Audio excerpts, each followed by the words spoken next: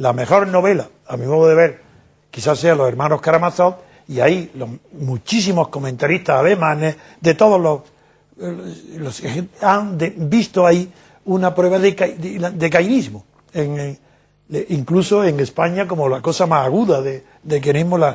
Y Smediakov, como saben, mata a su padre porque cree que eso agrada, que es lo que desea Iván, el intelectual, y a su vez, que no era cierto, pero él lo creía porque parece ser que el favor del Señor, de Dios, en Caín, el favor, el problema es por qué le gusta a Dios más una ofrenda de un hijo que de otro, que es lo que está planteado en términos humanos en la película Al este del Edén. Pues esa injusticia de Dios, que prefiere la ofrenda de un hermano a la de otro, es la que los hermanos Karamazov, Dostoyevski, lo resuelve matando a Dios, matando al Padre. Eso es importantísimo para entender por qué en España se extiende el tópico, la leyenda de que España es un país cainista, cuando lo que es un país donde ha prosperado durante muchísimo tiempo. Y del mismo modo que en los países mediterráneos, la envidia. Con lo que está muy relacionado, porque ya, si bien el cainismo está basado en los celos, que es querer ocupar el lugar preferente que tiene otro, la envidia es distinta. En la envidia ya no hay solamente, como lo define la moral y la religión católica, de alegría, del mal ajeno y malestar o dolor por el bien ajeno. Eso es pasivo. La envidia es activa. Si esa definición de la envidia está bien, se parece muchísimo, me acuerdo muchísimo de Spinoza. Esa es la manera que tenía Spinoza de enfrentarse con las pasiones, era esa. Pero claro, porque la pasión frente a la acción es pasiva. Pero yo veo y examino la envidia española en la historia de España y en la literatura española, que ha sido activa. Basta leer a Larra y ver que la envidia es un motor operante. Y recientemente ya paso a épocas vividas por mí, en la infancia mía, pues en los colegios y en las familias, afortunadamente no en la mía, pero lo veía, que las madres, en una época después de la guerra civil, con una miseria absoluta, no pobreza, miseria de verdad, las madres educaban a sus hijos en la envidia, porque la envidia activa ya no es sentimiento de alegría o pena, de la envidia arranca primero la murmuración y termina en calumnia. Así, la calumnia en España es el método de acabar con la gente que crees que puede hacerte daño, en la competencia, en los puestos pequeños que hay en el Estado, pequeños en comparación con el número de habitantes. Y el motor de la envidia en España termina en la calumnia. España es un país de calumniadores, donde ni los delitos de calumnia están bien castigados, son los únicos que admiten el perdón del calumniado, conjunto con la injuria. Y en la calumnia puedo ser y tener testimonios que quizás otros no tengan. Porque en la calumnia hay un temor verdadero, ese sí que es temor de verdad, a la competencia libre del calumniado. Hablo de calumnia cuando es calumnia, no cuando es una denuncia de un delito. Y la falsa imputación de un delito perseguible. Eso es horrible. Ese es uno de los delitos contra los pueblos más peligrosos que hay. Porque aparta de la dirección de los asuntos públicos a personas posiblemente más valiosas y más competentes que las que lo ocupan. Y ese delito es responsable no el calumniador, eso es sencillo decirlo. La calumnia son los medios de comunicación enteros que se hacen objeto de la calumnia. ¿Para qué? Porque temen a la libertad, temen a la competencia. Ese es el daño tremendo de la envidia, que la envidia se transforma en motor de la calumnia. Y la calumnia aparta de los pueblos a las personas mejor preparadas para dirigirlos o para tener soluciones, porque no se calumnia a una persona mediocre. No se calumnia a aquel que temes que te quite el puesto. Es decir, la calumnia es Felipe González, Suárez, Aznar, Rajoy, Zapatero. Esos son los que han calumniado. ¿Y esa calumnia en qué consiste? En decir que lo mejor es el consenso. Y durante 20 años parece que es una maravilla. ¿Y hoy dónde está el consenso? Y nadie dice nada. Y lo siguen buscando, el consenso. Es decir, que es el enemigo número uno de la libertad. De expresión, por supuesto, pero es mucho más grave. De la libertad de pensamiento. El consenso la prohíbe. Y sin embargo se sigue añorando. Cuando lo que había que hacer es poner en la picota pública a todos los difamadores, a todos los calumniadores, pero por sistema. Eso es lo que arruina a un pueblo. Y lo que en España se distingue de otros pueblos europeos, yo lo sé, es porque aquí es casi impune la calumnia. Y en otros pueblos no. Dos cosas sobre este asunto que me parece muy interesante. En primer lugar, el otro día, hace ya un poco de tiempo, estaba yo leyendo un libro extraordinario de Hannah Arendt y de repente me vi en una nota, tiene un montón de notas al pie, que a veces no se pueden leer bien porque ven en la parte de atrás, en la edición que yo manejaba y tal, pero una nota que me llamaba mucho la atención, que era una nota en la que ella decía, yo no lo sé porque no lo he investigado, pero en fin, Hannah Arendt no suele hablar de memoria, que en lo que hemos entendido como el decálogo, el mandamiento que dice no levantarás falso testimonio ni mentirás, en la versión más original, la versión judaica, y incluso en las primeras versiones cristianas, es no levantar falso testimonio, es la calumnia. Es decir, la calumnia es lo que es el delito grave. La mentira es otra cosa. La mentira puede ser... Varias veces que has intervenido has dicho división social, la palabra división social. Bien, yo afirmo que hay división social en el sentido de la palabra mal empleada de cainismo, hay división social cuando no hay división de poderes. Y eso es el tema que, si queréis, lo desarrollaré. Ahora seguramente que vas a poderlo desarrollar ¿Hay después. división social? Si no hay división. Sigue reservando el término democracia para la forma corrompida, porque la forma de gobierno popular, por así decir, no corrompida o pura, es la politeia. Un momento. Eso no es porque sea negativo el término, es que describe un proceso. Sí, claro. La tiranía degenera en oligarquía, la oligarquía degenera en democracia, atendiendo a lo que tú has dicho al principio, el criterio del número, no negativamente, sino que la naturaleza de la tiranía hace que su duración degenere en unos pocos, oligarquía, y la degeneración de la oligarquía termina en el poder de muchos, que es la democracia. Sí, que tiene un significado peyorativo fundamentalmente en los griegos. No es otra cosa la que quería decir. Pero en realidad, dejando todo esto, porque esto es una elaboración compleja que fundamentalmente luego los medievales terminan de depurar, aunque sintetizan en el sentido de que en realidad cualquier tipo de forma injusta puede ser calificada de tiranía, o que cualquier forma en realidad de gobierno justa de alguna manera tiende a lo que se llamó el gobierno mixto, es decir, a una presencia del elemento popular. Pero esto sería muy interesante a efectos eruditos, pero posiblemente no tiene interés para lo que nos concita aquí. A mí me parece que, alejados de estos procesos históricos, podemos distinguir entre una democracia como forma de gobierno y una democracia como fundamento del gobierno. La democracia como fundamento del gobierno es la democracia como una ideología, es la democracia que se ha extendido fundamentalmente después de la Revolución Francesa y esto sería el mundo en el que vivimos. Ha habido quien la ha calificado de democracia morbosa y que cuando los partidos políticos entran en él y forman el estado de partidos es la democracia de peor pronóstico de todos. Esto sería así.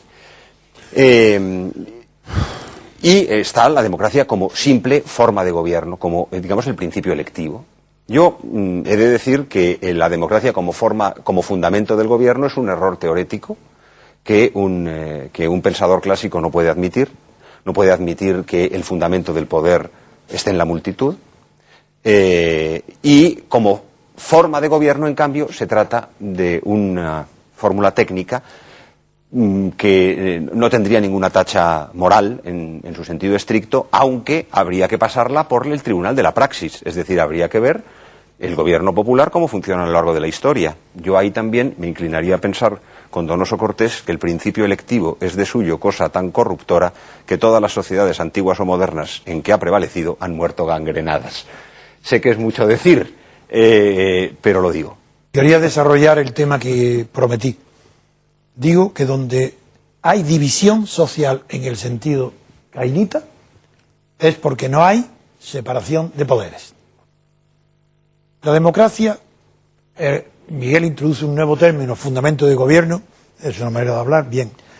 La democracia no hay más que dos conceptos de democracia hasta ahora, y me remito a Santayana para no hablar de mí, de mis libros, para hablar de otro. Democracia formal y democracia material, democracia política o democracia social. Nada más. Y la democracia política y formal es la única que el individuo y las sociedades son capaces de llegar a ella. Porque la democracia material o fundamento de gobierno, como tú lo has llamado, eso es un ideal inalcanzable. Porque está basado en la igualdad. mientras que la democracia formal está basada en el principio de libertad, que es alcanzable y realizable, a condición que sea libertad colectiva, para todos, no libertades como ahora, individuales, no discriminatorias, entre libertades para unos y libertades para otros, no con monarquías, con libertades para un rey y no para la igualdad de los demás, no con libertades para partidos estatales y no para los demás partidos. Eso no es democracia. Es más, yo ahora digo a toda la audiencia, y lo digo con todas las consecuencias, desafío a un intelectual, filósofo, catedrático, especialista del mundo entero, no de España, a que diga que comete un error cuando afirmo: 1. En España no ha habido democracia formal nunca, ni un solo día. Por tanto, ahora cuando tu querida esposa María dice que la democracia ha degenerado en demogresca, digo no, porque no ha habido, la democracia española no ha podido degenerar en nada porque nunca ha existido. Muere Franco y se instala una oligarquía pura de partidos, pero ojo, atención, democracia cero. Todo partido político, todo intelectual, todo catedrático que esté hablando de democracia en España está mintiendo, está engañando a sus alumnos, está contribuyendo a la corrupción total que hay en España, tanto de partidos como de ideas. Corrupción, porque no les dicen a las cosas, no las llaman por su propio nombre. En España democracia cero, desde que murió Franco hasta Franco, dictadura, régimen autoritario, como queráis. Después de Franco, oligarquía de partidos. Pero atención, ¿qué es eso de oligarquía de partidos? Ni siquiera eso. Porque en una oligarquía de partidos, que es el poder de varios, como fue, por ejemplo, la célebre oligarquía del siglo XVI en Polonia, que fue ejemplar, donde los papas designaban en la dieta de Varsovia a los caudillos, a los jefes de Estado. No, es que eso no es. Es que ojalá fuera una oligarquía. Porque si hubiera una oligarquía, la división social correspondería a la división de la oligarquía. Mientras que hoy hay una división social que no corresponde a nada, puesto que no corresponde siquiera a la división en la corrupción. Partidarios de que se corrompa lo que se llama izquierda, que de izquierda tiene cero, incluido el Partido Comunista. Ningún partido estatal puede ser de izquierda. Eso es imposible, ni social ni nada. Todo eso es palabrería. Esto es una oligarquía del Estado, entronizada en el Estado, pagada por el Estado. Los partidos son estatales y según la definición mejor, más científica de la jurisprudencia europea, que es la del Tribunal de Bonn, de Eiffel, estos órganos del Estado, estos partidos son órganos del Estado. Por tanto, están pagados por nosotros todos. Si tú eres monárquico o carlista, estás pagando con tus impuestos al Partido Comunista y estás pagando a Esquerra Republicana, siendo monárquico. Es decir, todos los partidos estatales son órganos del Estado. Una oligarquía dentro del Estado. Por Dios, eso hace 35 años dije, corrupción inevitable. 35 años ha tardado más de lo que yo esperaba. Tengo escrito hace 35 años que este régimen no duraba más que por la corrupción. Y que yo calculaba que el tiempo de una generación, creía que con 15 años la generación cultural de que hablaba Ortega, que tampoco es suya, fue copiada de un jesuita francés, que no es el momento ahora, pues bien, creía que en 15 o 20 años acabaría el sistema español. No, ha durado tanto y durará tanto porque ha aniquilado todos los valores morales, porque el pueblo español está acobardado, asustado, empobrecido, atemorizado por todo lo que es político, tienen miedo, y sobre ese miedo, más miedo hay hoy que cuando murió Franco. Y si cuando murió Franco, Santiago Carrillo saca de la manga el ruido de sables para asustar a todos los españoles y acepten que él sea, no ministro, pero que esté en las Cortes, y que quien lo defienda allí, frente a un ataque esporádico de Jiménez de Parga, el que lo defienda sea a Fraga, sea Santiago Carrillo. Ese régimen de España, una traición a Franco, una traición al rey por parte de su hijo, una traición de Suárez a los principios del movimiento que juraron, ese sí que está jurado, los principios del movimiento, una traición de los partidos a todo lo que eran, menos el Partido Socialista, que nunca ha sido nada, ni era nada en la oposición a Franco, ni es nada hoy, ni será nada mañana, porque conozco profundamente lo que es el pensamiento socialista, la nada, oportunismo puro de poder, puro oportunismo, al sol que más calienta, hasta tal punto, con razón Lenin le llamó el partido de los liquidadores. ¿De quién liquidadores? De los revolucionarios, de la izquierda, de la clase obrera. El Partido Socialista se pone al lado de la clase obrera, cuando no la necesita. Y en cambio, cuando lo necesita, los fusila, los mete en la cárcel, los juzga. Ese es el Partido Socialista. De él nunca esperé nada. en la Junta Democrática yo nunca esperé, ni tuve confianza ninguna en Felipe González, que se hacía llamar Isidoro por la policía de Franco, mientras los demás nos exponíamos a ser matados, asesinados, encarcelados, amenazados, y él tranquilamente yendo en las manifestaciones protegido por la policía. Yo sabía que el Partido Socialista no era enemigo para la clase constituida en poder bajo Franco. El Partido Socialista simplemente tenía hambre de participar en el poder, de ser igual que los franquistas, que él quería tener una conciencia un poco no franquista, pero lo que quería es el poder, y por eso en mi despacho en Castellana, número 102, bajo Carlos Arias, antes de que se nombre a Suárez, y en mi despacho Mújica, en nombre del partido, apoyado por el partido, en una reunión numerosa en la biblioteca de mi despacho, de aproximadamente 30 o 40 personas, dijo que ellos anunciaban que pasaban por la ventanilla de Carlos Arias. Ese era el Partido Socialista, que quería acogerse a la ley de asociaciones franquista, puro franquismo. Por eso el horror de los pactos de Felipe González con cualquiera. Eran inhumanos, inmorales. Felipe González ha corrompido a España. ¿Veis el por qué? Antonio, vamos a pasar la palabra porque claro, llevas un cuarto de hora hablando. Y una hora si me dejas. Me pide la palabra José Luis González. Si me dejan mis amigos. Si me deja Antonio con cariño y respeto.